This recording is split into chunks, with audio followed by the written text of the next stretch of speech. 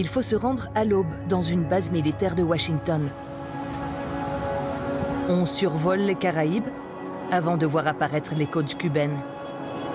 Ça n'a pas été une mince affaire. 3 mois de démarche pour obtenir enfin l'autorisation d'atterrir ici. La base navale américaine de Guantanamo. Ladies and gentlemen, we'd like to be the first to welcome you to Guantanamo Bay, where the local time is 12:19. Nous prenons un ferry pour traverser la baie. Le même chemin par lequel, début 2002, des centaines de prisonniers sont arrivés. Des images qui avaient fait le tour du monde. Certains hommes arrêtés par les services de renseignement américains, d'autres simplement piochés en Afghanistan dans le chaos de l'après 11 septembre. Ils seront en tout 780. Que sont-ils devenus? Pourquoi la prison de Guantanamo est-elle tombée dans l'oubli? Il fut un temps où les présidents américains en faisaient une bannière. Je suis absolument déterminé à fermer la prison de Guantanamo.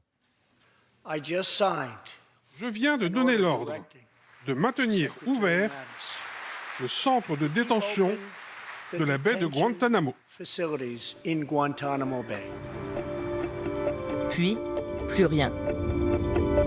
Le silence. Le silence des images aussi.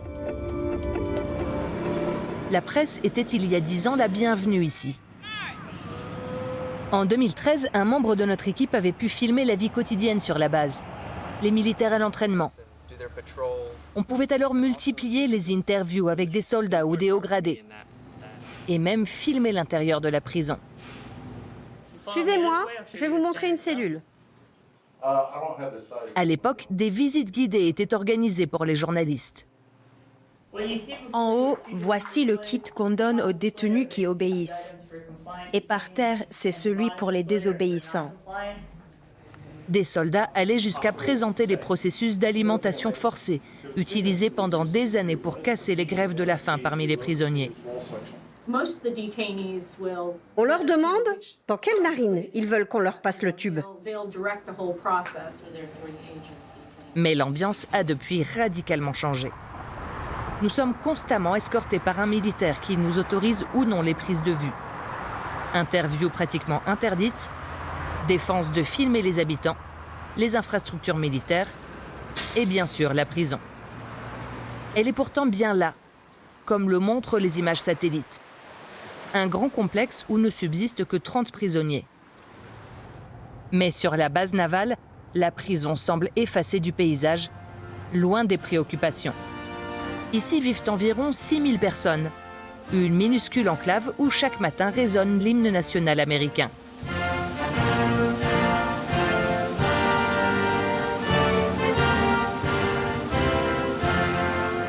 Un microcosme suranné, aux allures de village de vacances.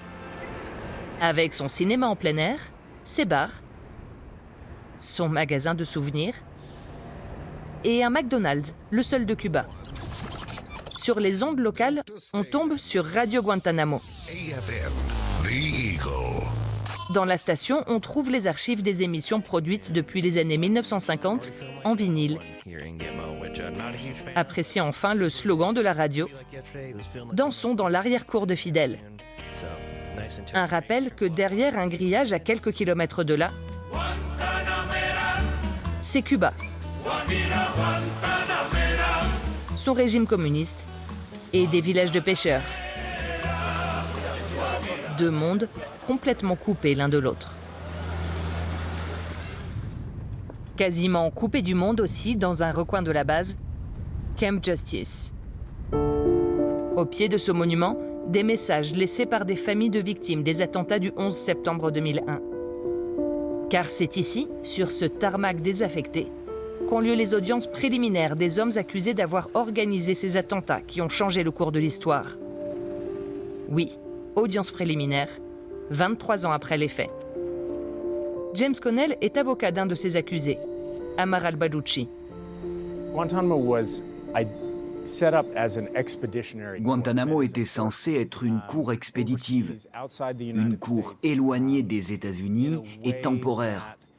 Mais je suis ici presque à plein temps depuis 2011 et ça continue d'être soi-disant provisoire. Les audiences ont lieu à huis clos, dans cette salle d'un bâtiment préfabriqué. Ici, le cours normal des choses est constamment perturbé. On doit parfois ajourner à cause d'inondations ou d'ouragans.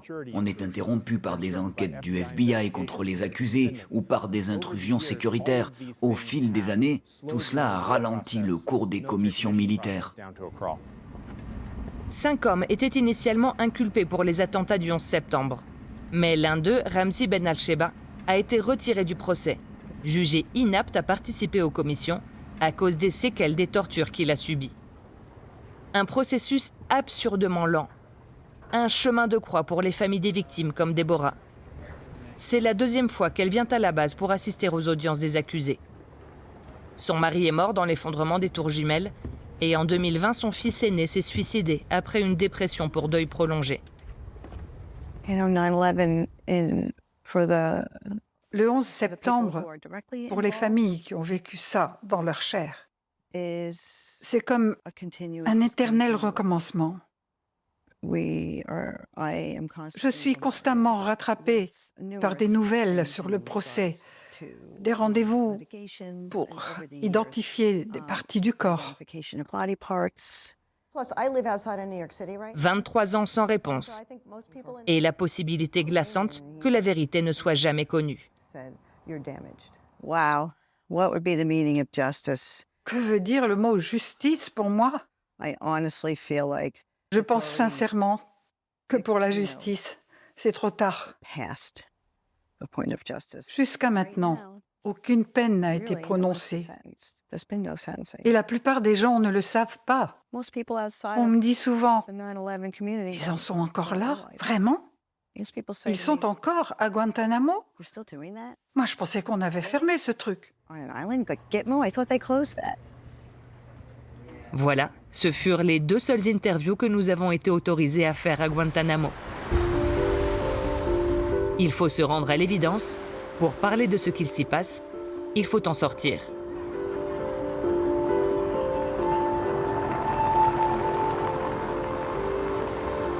Mansour Al-Daïfi découvre les rues de Bruxelles. Le Yéménite a passé 14 ans dans la prison de Guantanamo. Relâché en 2016 sans aucune charge, il a été envoyé en Serbie, un pays totalement inconnu pour lui. Ok, ils n'ont pas amené celle-là. Aujourd'hui, il s'apprête à réaliser un de ses projets les plus chers, exposer des peintures réalisées par les détenus au Parlement européen. Ça, c'est l'alimentation forcée. On avait commencé une grève de la faim. Alors ils nous attachaient à des fauteuils et ils nous forçaient à nous alimenter par des tubes qu'ils passaient dans nos narines. Exposer ces peintures au Parlement européen, c'est un moment historique. Les gens ont le droit de connaître la vérité sur Guantanamo.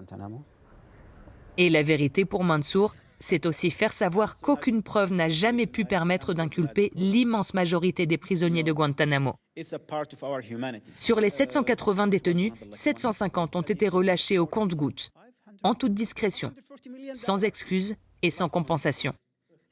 Des 30 détenus restants, un seul a été condamné à perpétuité.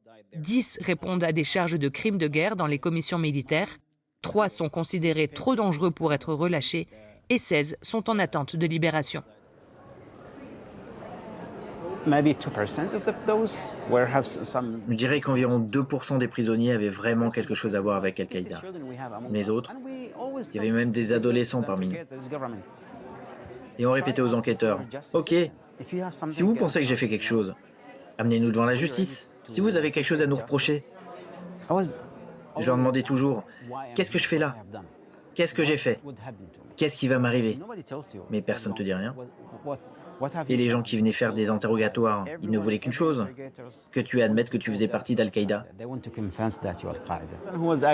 Mansour travaille désormais pour un organisme de défense des victimes de torture. Il avait été capturé en 2001, alors qu'il était en mission avec une ONG saoudienne en Afghanistan. On transportait des médicaments et on est tombé dans une embuscade tendue par l'un des chefs de guerre dans la région. C'était l'époque où les États-Unis étaient en train d'envahir l'Afghanistan en 2001. Et ils larguaient des tracts par avion. Ces tracts offraient des récompenses si on leur livrait des membres d'Al-Qaïda, des talibans ou des terroristes.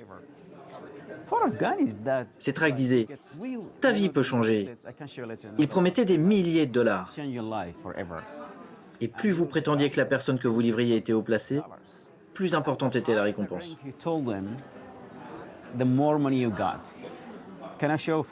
Mansour a été livré par ses ravisseurs à l'armée américaine, puis transporté dans un black site, un des sites secrets où les agences de renseignement appliquaient les techniques d'interrogatoire poussées, autrement dit la torture, autorisée à l'époque par l'administration américaine.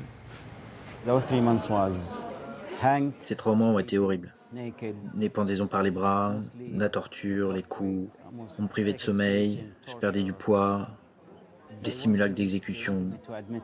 Ils voulaient que j'admette que je connaissais un type, un certain Adil, commandant d'Al-Qaïda égyptien. Je leur disais, mais de quoi vous me parlez? Je suis yéménite. Et à la fin, je disais oui à tout, pour que ça s'arrête. Et quand je suis sorti de là, je pouvais même plus marcher. Al-Qapradan est avocate d'un des accusés dans l'affaire des attentats du 11 septembre. Comme presque tous les détenus, il a lui aussi souffert de longs mois de torture qui lui ont provoqué des lésions cérébrales. Elle plaide pour qu'il ait accès à un traitement médical. Il a peint ça en 2006, peu après son arrivée à Guantanamo, quand il a pu avoir des avocats. Il l'a peint car il n'arrivait pas à décrire par des mots ce qui se passait dans sa tête. Dans le black site où il a été emmené, il le cognait contre le mur, de manière répétitive pendant des heures. Je pense que les gens ne comprennent pas bien les conséquences de la torture. Si tu ne reçois pas de traitement médical pour te soigner après ça, c'est comme si la torture continuait. Malgré les images publiées par le département de la Défense et qui se veulent rassurantes sur les conditions de détention, un rapport de l'ONU publié en 2023 stipule que les détenus de Guantanamo continuent de subir des traitements cruels et dégradants qui pourraient également être qualifiés de torture.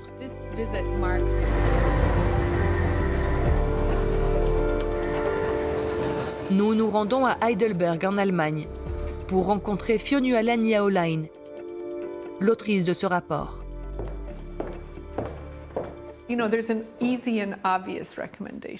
Bien sûr, nous avons une recommandation évidente, qui est de fermer Guantanamo. C'est kafkaïen. Vous êtes dans une prison depuis 20 ans. Il n'y a jamais eu la moindre accusation contre vous. On ne vous a jamais dit pourquoi vous êtes là. Et on ne vous laisse pas passer librement des appels à votre famille. C'est un grave déni de vos droits les plus essentiels et de la dignité de la personne. 16 détenus sont en théorie libres de quitter Guantanamo car aucune charge n'a jamais pesé contre eux. Mais, prétend l'administration américaine, aucun pays ne souhaite les recevoir. Il devrait d'urgence s'occuper du sort de ces 16 hommes.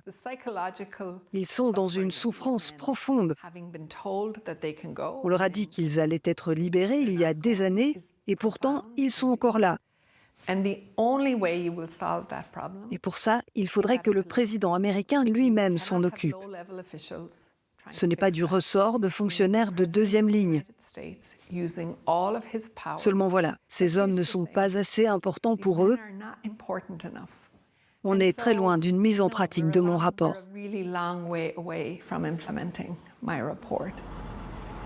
L'impression de prêcher dans le désert. Tout est fait désormais pour que cette prison reste à l'écart de l'attention médiatique. Nous avons multiplié les demandes d'interview au gouvernement américain, sans succès. Un personnage clé a toutefois accepté de nous parler. Nous le retrouvons dans le Michigan.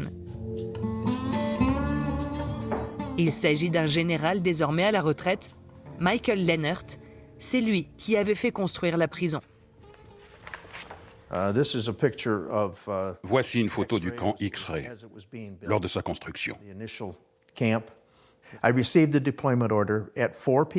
J'ai reçu l'ordre de déploiement un vendredi après-midi à 16h. C'était le 4 janvier 2002. Et on m'a dit que j'avais 96 heures pour rassembler mes troupes, les envoyer à Cuba et construire une centaine de cellules. En général, l'armée américaine entre en guerre quand le pays est attaqué. Après le 11 septembre, il y avait une colère justifiée, mais aussi beaucoup de peur. Et c'est une mauvaise idée de prendre des décisions quand on est en colère et qu'on a peur. Et nos hommes politiques devaient faire quelque chose, ou prétendre qu'ils feraient quelque chose. Alors, ils ont choisi de faire Guantanamo. Lehnert allait alors à contre-courant d'une administration qui ne reconnaissait aucun droit aux détenus. Ça, c'est une photo du Miami Herald, quand j'ai montré le Coran pour annoncer qu'on allait en mettre à la disposition des détenus. Et voici l'aumônier islamique, lors de l'appel à la prière. Il était important que quelqu'un sur place comprenne leur culture. On faisait l'appel à la prière avant l'hymne national américain, tous les matins. Malgré ses efforts, il a vite compris que cette prison allait devenir un cauchemar. Ils savaient ce qu'ils voulaient sur le moment. Mais ils n'ont pas pensé à ce qui allait suivre. Quand le secrétaire d'État Donald Rumsfeld est venu visiter la base, il m'a dit personnellement qu'il pensait que ça n'allait être que temporaire. Et je lui ai dit, « Monsieur le secrétaire, je crois que cette prison sera encore là longtemps après que vous ayez quitté votre poste, et longtemps après ma propre retraite. » Que faire de ces détenus? Comment justifier de garder autant d'hommes indéfiniment, sans procès? La guerre contre la terreur que les États-Unis livraient à l'époque répondait-elle à de nouvelles règles? Des questions jamais réglées qui font, d'après Al-Qapradan, que Guantanamo n'a pas encore pu être fermé. Les commissions militaires ont été mises en place pour éloigner ces hommes musulmans du système judiciaire américain, pour que les lois américaines ne s'appliquent pas dans leur cas, qu'ils n'aient pas droit à un procès en bonne et due forme. Et tout ça se passe sur cette île, loin des États-Unis, une base à laquelle il est très difficile d'accéder. On met des bâtons dans les roues à la presse, aux observateurs. Guantanamo n'aurait simplement jamais dû exister. Il ne devrait pas y avoir d'endroit comme celui-ci où la loi ne s'applique pas. Quel espoir reste-t-il pour les détenus sur lesquels ne pèse aucune charge? La plupart d'entre eux sont yéménites et ne peuvent être renvoyés dans leur pays à cause de l'instabilité politique qui y règne. D'autres pays doivent donc lever la main. Nous avons un rôle à jouer. Nous devons dire à nos gouvernements de se rapprocher du gouvernement américain et de leur dire qu'on serait prêt à accueillir des détenus dans nos pays. Mais nous nous retrouvons tous face à la montée des partis d'extrême droite. Alors, ça complique la tâche aux chefs de gouvernement, surtout quand il s'agit d'annoncer qu'on pourrait aussi accueillir des détenus de Guantanamo. Des détenus qui restent donc dans un limbo légal. Une situation rendue possible par le fait que Guantanamo ne fait pas partie des États-Unis. La base a toujours été utilisée par les États-Unis pour sa fonction extra-légale. Elle est située dans un pays avec lequel nous n'avons pas de relations diplomatiques. Et pendant des années, les administrations successives ont utilisé cette base, établie en 1903, pour y envoyer des gens dont on ne savait pas quoi faire. C'est par ce court traité de 1903 que Cuba, nouvellement indépendante, mais occupée par l'armée américaine, a été forcée d'accepter une base navale permanente sur son territoire. Chaque année, les États-Unis payent donc un loyer, un prix imbattable de 4 085 $ par an. Depuis 1960, ces chèques n'ont plus été encaissés. Le traité stipule que les deux parties doivent être consentantes pour que la baie soit rendue à Cuba. Et bien sûr, étant donné nos mauvaises relations, ça n'arrivera pas. Côté cubain, l'heure n'est effectivement pas à la réconciliation. Le 12 juin dernier, des silhouettes massives sont apparues au large de la Havane. Des navires de guerre russes, accompagnés d'un sous-marin nucléaire. Une étrange parade considérée comme une démonstration de force de la part du Kremlin. À l'heure où les poings se crispent autour du dossier ukrainien, un vent de guerre froide accompagnait les navires. On a souvent des visites de l'armée russe, mais un sous-marin nucléaire, je veux dire de propulsion nucléaire, non. Guantanamo a toujours été considéré ici comme un territoire illégalement occupé par les Américains. C'est complètement illégal. C'est une partie de notre territoire qui est occupée par un autre pays. Cuba est libre, mais cette partie de notre territoire n'est pas libre, parce qu'elle est occupée par des gens qui n'ont rien à faire là. C'est aussi un dossier diplomatique au potentiel explosif. Le gouvernement cubain a refusé de répondre à nos questions, refusé aussi l'accès à la région de Guantanamo, la province cubaine qui entoure la base américaine. Cet ex-ambassadeur de Cuba en Europe a en revanche accepté de nous recevoir. Je pense que ce territoire devra tôt ou tard être rendu à Cuba, parce que c'est un territoire cubain. Mais il y a un problème pratique. La base est occupée par les États-Unis. Et il serait invraisemblable que Cuba déclare la guerre aux États-Unis pour la récupérer. Ça serait complètement stupide. En revanche, il est tout à fait acceptable dans une relation diplomatique qu'une des deux parties demande à l'autre de revoir un traité. Les relations diplomatiques, mauvaises mais pourtant existantes entre les deux pays, pourraient permettre cette ouverture, d'après l'ancien diplomate. D'abord, que ce traité soit limité dans le temps, qu'il soit signé pour 10, 20 ou 30 ans. Que, comme tout bon traité, il ne soit pas éternel. Et ensuite, qu'il paie un prix raisonnable. Mais on doit bien reconnaître que si les États-Unis ne veulent pas la rendre, on n'a aucun moyen de les y forcer. Je crois que le gouvernement cubain est dans une impasse. Malgré cette frustration côté cubain, tout semble indiquer que les États-Unis ne vont pas fermer la base de sitôt. Quant à fermer la prison, les prisonniers condamnés pourraient être transférés dans des prisons de haute sécurité aux États-Unis et les autres libérés, comme l'exigerait le droit international. Derrière les barreaux, certains rêvent encore de reconstruire leur vie.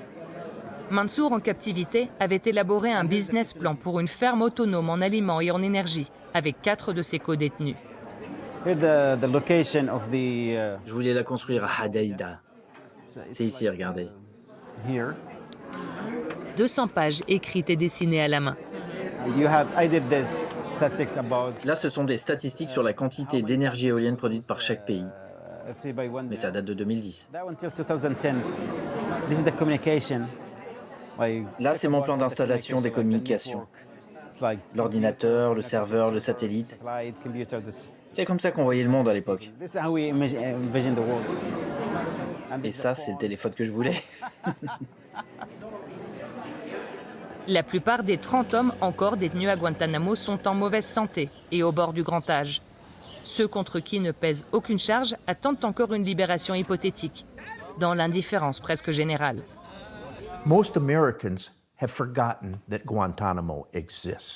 La plupart des Américains ont oublié jusqu'à l'existence de Guantanamo. Mais je vous assure que nos adversaires, eux, ne l'ont pas oublié. Et ils l'utilisent comme argument de recrutement de terroristes. Et ça nous complique la tâche au moment de prétendre qu'on est un État de droit et que notre Constitution a une quelconque valeur.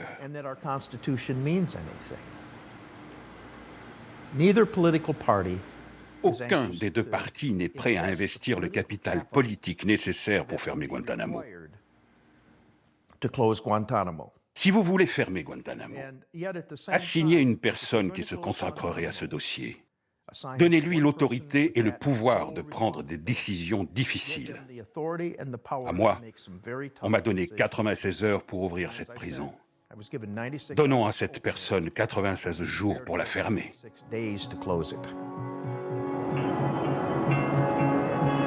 Alors que nous quittons la base, nous apercevons au loin la prison, une lointaine forteresse qui ne révélera sans doute jamais tous ses secrets.